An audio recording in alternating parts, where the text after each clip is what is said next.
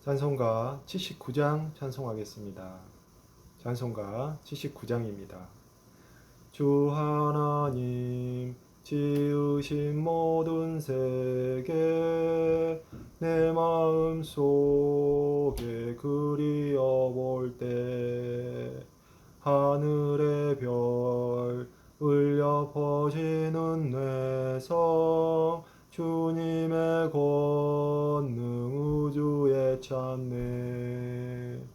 주님의 높고 위대하심을 내 영혼이 찬양하네.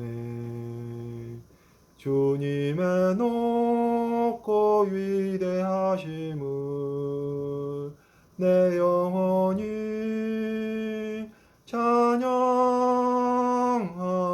찬양하네.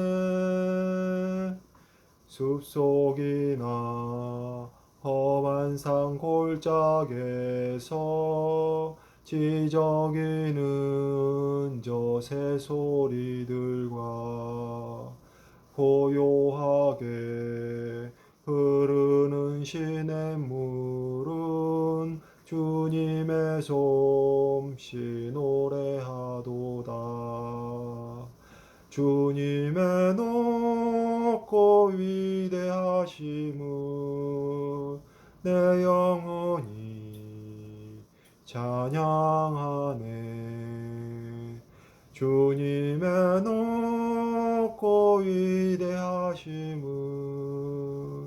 내 영혼이 찬양하네.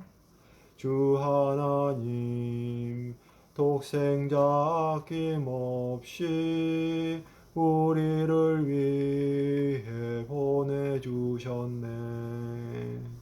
십자가에 피 흘려 죽으신 주 내 모든 죄를 대속하셨네. 주님의 높고 위대하심을 내 영혼이 찬양하네. 주님의 높고 위대하심을 내 영혼이 찬양하네. 내 주 예수 세상에 다시 올 때 저 천국으로 날 인도하리. 나 겸손히 엎드려 경배하며 영원히 주를 찬양하리라. 주님의 높고 위대하심을 내 영혼이 찬양하네. 주님의 높고 위대하심을 내 영혼이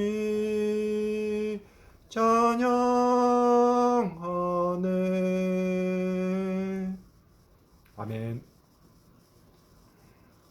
오늘 하나님께서 주신 말씀은 시편 104편 1절에서 12절까지입니다. 시편 104편 1절에서 12절까지입니다. 제가 봉독하도록 하겠습니다. 내 영혼아 여호와를 송축하라. 여호와 나의 하나님이여 주는 심히 위대하시며 존귀와 권위로 옷 입으셨나이다. 주께서 옷을 입음같이 빛을 입으시며 하늘을 휘장같이 치시며 물에 자기 누각에 들보를 얹으시며 구름으로 자기 수레를 삼으시고 바람 날개로 다니시며 바람을 자기 사신으로 삼으시고 불꽃으로 자기 사역자를 삼으시며 땅에 기초를 놓으사 영원히 흔들리지 아니하게 하셨나이다. 옷으로 덮음같이 주께서 땅을 깊은 바다로 덮으심에 물이 산들 위로 솟아올랐으나 주께서 꾸짖으시니 물은 도망하며 주의 우레소리로 말미암아 빨리 가며 주께서 그들을 위하여 정하여 주신 곳으로 흘러갔고 산은 오르고 골짜기는 내려갔나이다. 주께서 무르 경계를 정하여 넘치지 못하게 하시며 다시 돌아와 땅을 덮지 못하게 하셨나이다. 여호와께서 샘을 골짜기에서 솟아나게 하시고 산 사이에 흐르게 하사 각종 들짐승에게 마시게 하시니 들나귀들도 해갈하며 공중의 새들도 그 가에서 깃들이며 나뭇가지 사이에서 지저귀는도다. 아멘. 오늘 하나님께서 주신 그 시편 104편 1절에서 12절까지의 말씀은 살펴보면 하나님의 위대하심과 이에 대한 송축, 그리고 하나님의 세상 만물에 대한 창조와 섭리, 모든 만물을 하나님께서 먹이시는 관대하심에 대한 말씀이라고 볼 수 있겠습니다. 1절에서는 하나님의 위대하심과 그 존귀와 권위에 대해서, 그리고 그에 대한 송축에 대해서 말씀을 합니다. 2절에서 9절까지는 빛이나 하늘이나 물이나 구름이나 바람이나 땅이나 불꽃이나 바다나 산 등 하나님께서 창조하신 세상 만물과 이에 대하여 창조주이신 하나님께서 섭리하심을 말씀을 합니다. 10절에서 12절까지는 샘물을 주시사 들짐승과 새들과 같은 동물들에게 생명수로 해갈시키심으로써 생명을 유지시키시는 하나님의 관대하심을 말씀합니다. 오늘 말씀들을 보면 하나님에 대한 송축시로 하나님께서 창조하신 세상의 대표적인 것들이 많이 나와 있습니다. 저희들의 믿음의 출발은 하나님의 천지창조입니다. 창세기 1장 1절입니다. 태초에 하나님이 천지를 창조하시니라. 아멘. 이 천지창조가 진정으로 믿어지게 하시는 것이 하나님의 경륜이며 하나님께서 저희에게 주시는 선물입니다. 모든 믿음이 그렇지만 이 믿음도 우리에게서 나는 것이 아닙니다. 하나님의 창조 원리를 거역하고 죄가 들어온 인간이 죄의 지배를 받는 마음에서 하나님의 창조를 믿는 마음이 나오지를 않는 것이죠. 제가 아는 어떤 목사님이 이렇게 고백을 한 것을 기억합니다. 이 목사님은 원래 과학 쪽에 몸담고 있으셨던 분이셨습니다. 모태신앙으로 어려서부터 교회를 다니고 신앙생활을 하고 믿음이 있는 척도 했지만 사실은 하나님의 천지창조가 아무리 해도 믿어지지 않더랍니다. 성경을 읽으면 창세기 1장 1절에서 막혀서 다른 내용들도 더 이상 진정으로 믿음으로 읽어지지 않더라고 합니다.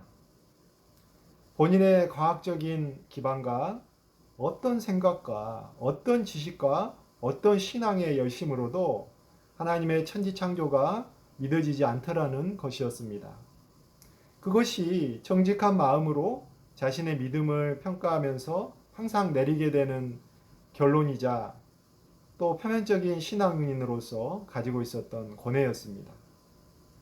그러던 어느 날, 어느 순간 정말 아무런 그럴 만한 이유도 없이 창세기 1장 1절을 읽는데 갑자기 하나님의 천지창조가 진정으로 믿어지더라는 것이었습니다.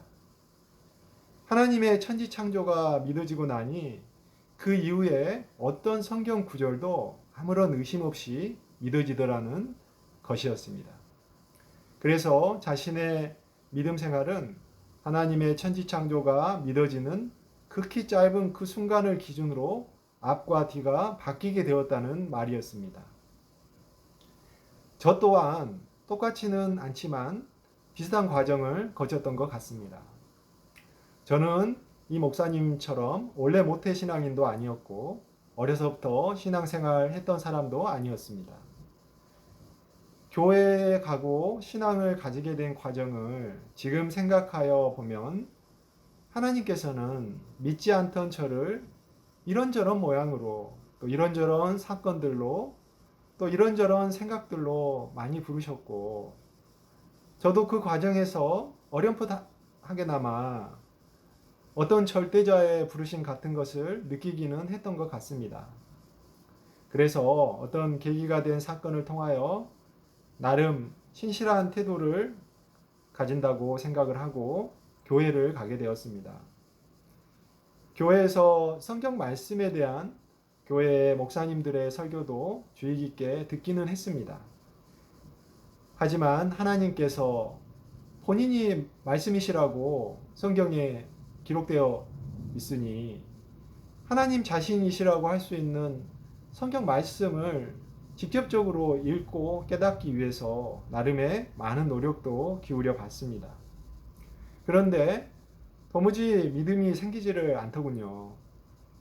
많은 성경의 구절들이 이해가 되지 않고 의심과 불가해가 끊임이 없었습니다. 예수님께서 죄가 없으신 하나님의 아들이시자 하나님이신가에 대한 많은 깊은 고찰적인 의문이 없어지지를 않았고요. 그러나 말씀을 보면서 예수님을 계속해서 묵상하고 생각하고 살기는 했던 것 같습니다. 교회에 발길을 하고 마음의 갈급함과 가난함으로 말씀을 읽고 들었지만 스스로에게 많은 지식이 있다는 착각과 스스로의 지식과 생각이 옳다 생각하는 죄인의 교만은 하나님께서 믿음을 선물로 주시는 것을 끊임없이 방해하고 있었습니다. 그러던 어느 날, 그때도 외형적으로는 꽤 괜찮은 모양새로 살고 있었지만 마음은 너무나 힘들고 가난했던 시절, 스스로 작정하고 새벽 기도를 다니던 어느 날 기도를 하는데 저 자신의 믿음 없음에 대한 회개와 통회의 눈물이 터져 나오더군요. 그리고 그런 마음에서 입술을 통해서 이유는 알 수 없으나 믿음의 고백과 결단이 터져 나왔습니다. 누가 보는 것도 또 누가 인도하던 것도 또 누군가 압력을 주고 있던 상황도 아니었으며 갑자기 믿음이 생길 만한 신앙생활의 외형적인 모습의 변화는 거의 없었던 순간이었습니다. 또한 저의 내면적인 상황도 좀 가난한 마음이기는 했죠. 그러나 그 이전과 크게 다르다고 보기도 쉽지 않았고 제 이성이나 지식이 많이 달라져 있지도 않았고 제 신앙생활의 결단과 봉사 등 그 신앙생활의 깊이가 달라진 것도 없었고요. 제 스스로의 모습도 별반 다를 것은 없었습니다. 그러니 그 믿음이 주어지던 그 순간은 전적으로 은혜로 주어졌다는 것이지요.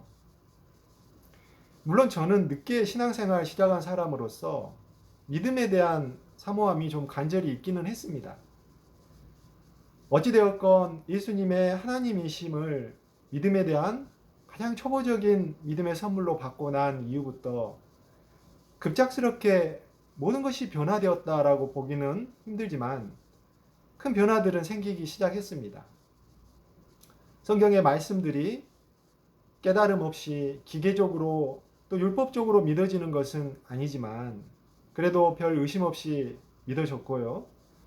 첫 믿음이 또 다른 믿음을 계속 인도하는 생활이 시작된 것이죠. 이러한 한 목사님과 저의 A씨가 기계적이고 수학적으로 하나님께서 믿음을 선물로 주실 때 역사하시는 단 하나의 방법은 아닐 것입니다. 로마서 10장 17절 말씀에 그러므로 믿음은 들음에서 나며 들음은 그리스도의 말씀으로 말미암았느니라 라는 말씀처럼 믿음이 전도의 열매로 이루어지는 것을 성경은 말씀하고 있습니다. 아무튼 그 시작은 그리스도의 말씀, 즉 하나님에게서 시작하는 것이겠지요. 믿음을 받음에 있어 우리가 주의하고 경계해야 할 것은 믿음이 받아져서 믿음이 생겼다고 하여 마치 자신이 대단한 사람이라도 된 것 같은 교만함과 선민의식을 가지면 안 된다는 점입니다. 믿음을 하나님의 은혜로, 오직 선물로 받은 것이니 자랑할 것이 없죠. 아직 믿음을 선물로 받지 못한 사람들을 보면 그저 안타까운 마음으로 전도하고 기도해야 할 뿐이겠죠.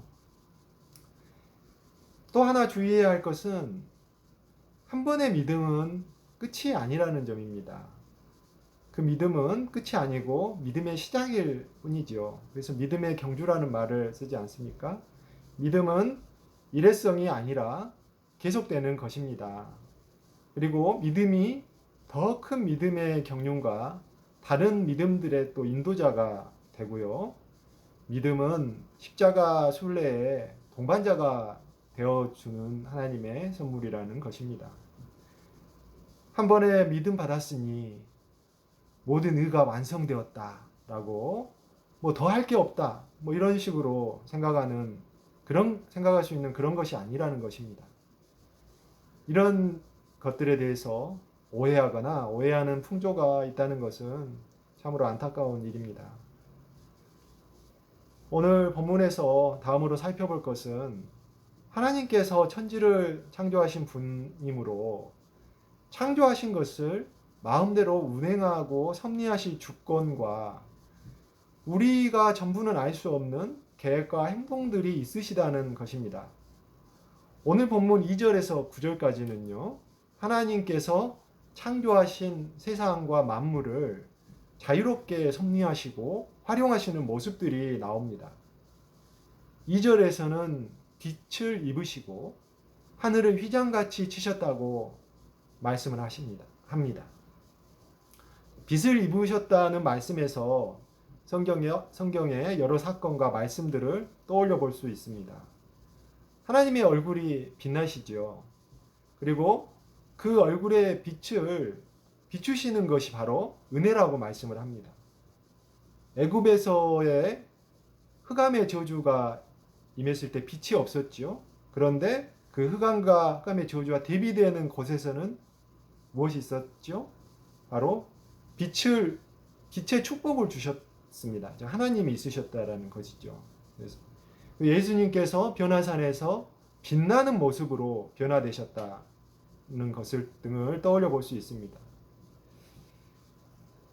다음으로 하늘을 휘장같이 치셨다는 말씀에서 하늘을 섭리하시는 많은 사건과 말씀들을 떠올려 볼 수 있을 것 같습니다.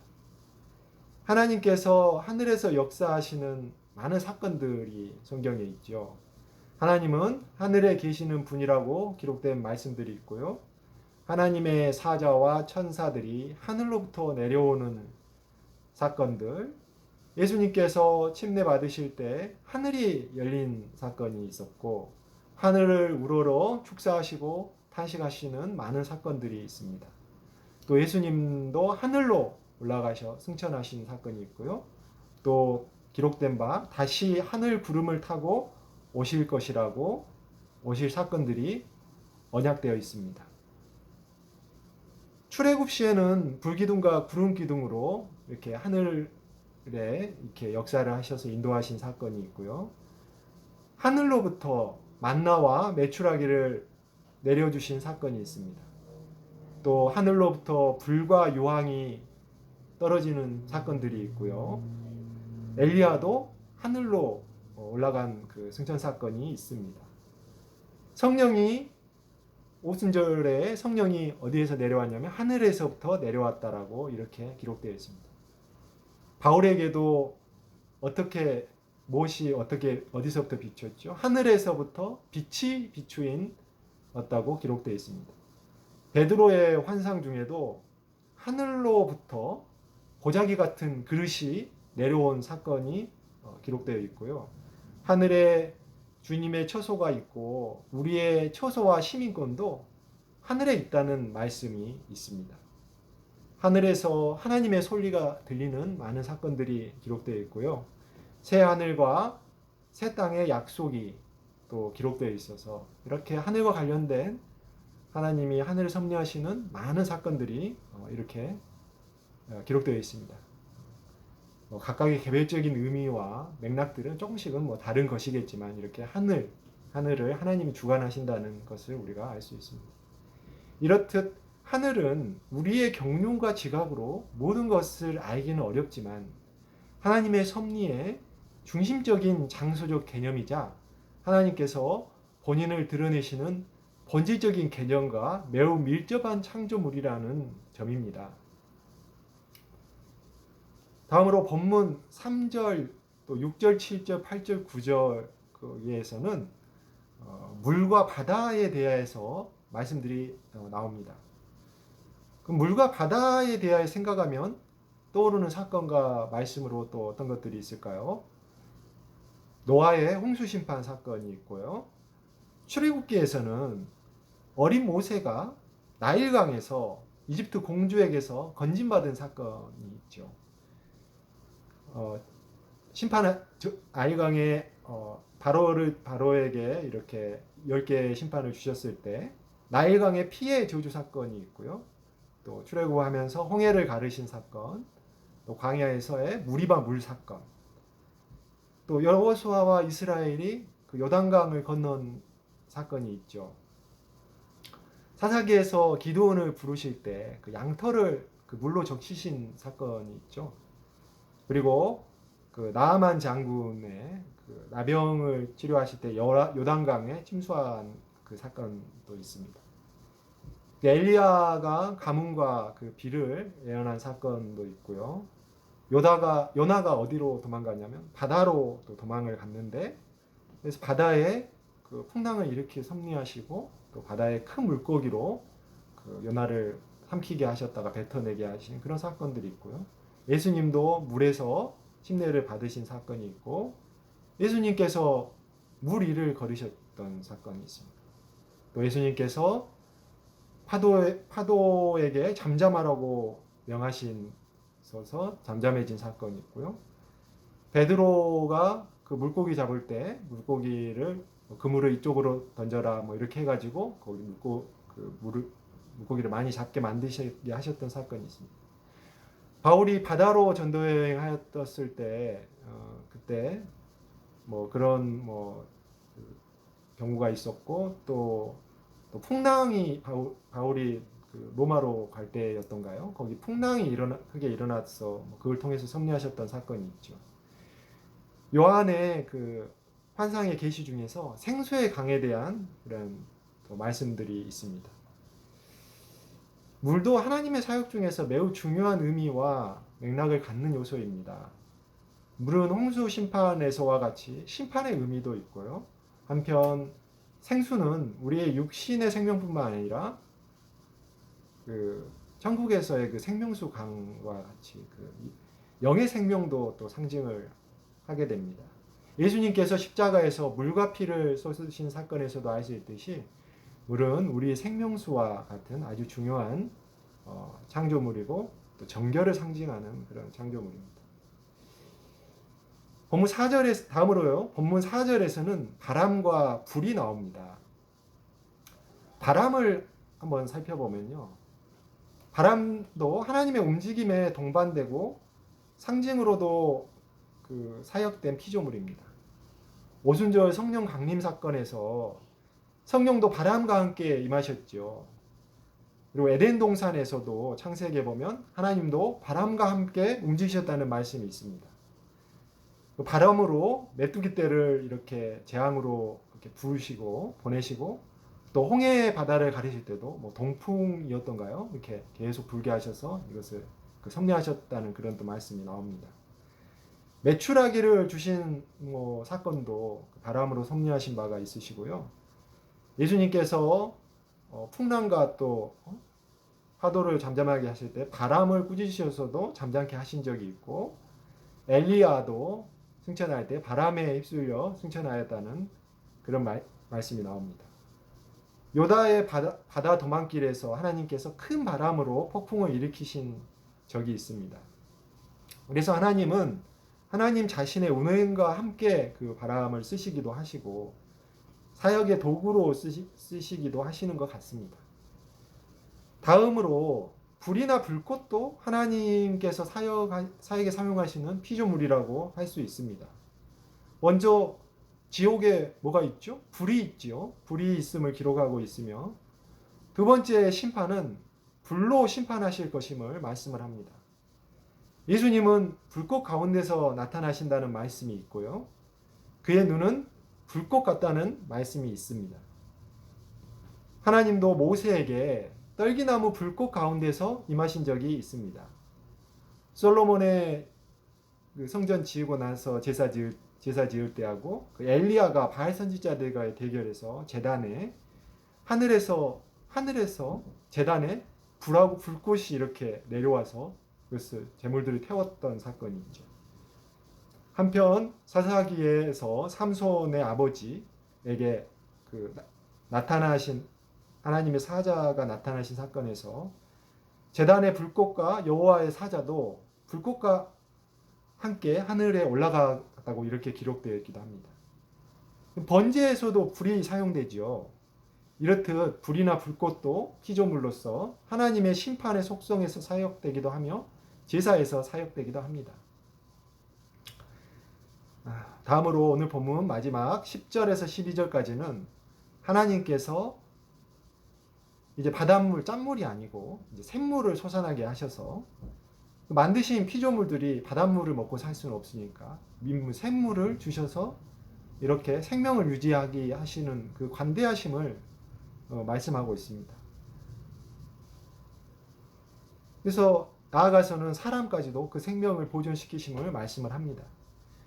이는 하나님께서 무책임하신 분이 아니고 창조물들을 보살피시는 신실하시며 관대하신 조물주이심을 말씀한다고 할 수 있습니다. 자, 오늘 말씀을 통해서 하나님의 창조와 섭리에 대한 믿음을 받으신 성도님들이나 예비적 성도님들께서도 모든 만물이 하나님께서 지으시고 섭리하고 계심을 송축하는 은혜로운 신앙생활 되시기를 주님의 이름으로 축원합니다. 기도하겠습니다. 사랑하는 주님, 오늘 말씀을 통하여 천지를 지으시고 섭리하시는 하나님을 송축합니다. 주님은 위대하시고 존귀와 영광을 받기에 합당하신 분입니다. 하늘을 두루마리 삼으시고 물로 심판하시면서도 저희에게 정결한 생명을 주시며 불꽃 같은 공의로 저희의 죄를 심판하시지만 또한 사랑으로 생명수 샘물을 주시고 스스로 속죄제물 되셔서 저희를 용서하시고 자녀 삼으신 은혜를 다시 한번 감사드립니다. 천지의 창조와 섭리에 대한 믿음을 주셔서 저희의 지각으로는 이해하기 어려움에도 믿음의 눈 들어 보게 하셔서 저희가 어려운 이 세상, 이해 안 되는 주님의 섭리도 볼 수 있게 하여 주시사 믿음의 선한 싸움 싸워 나가게 힘주시고 능력 주시기를 주 예수 그리스도의 이름으로 기도드립니다. 아멘.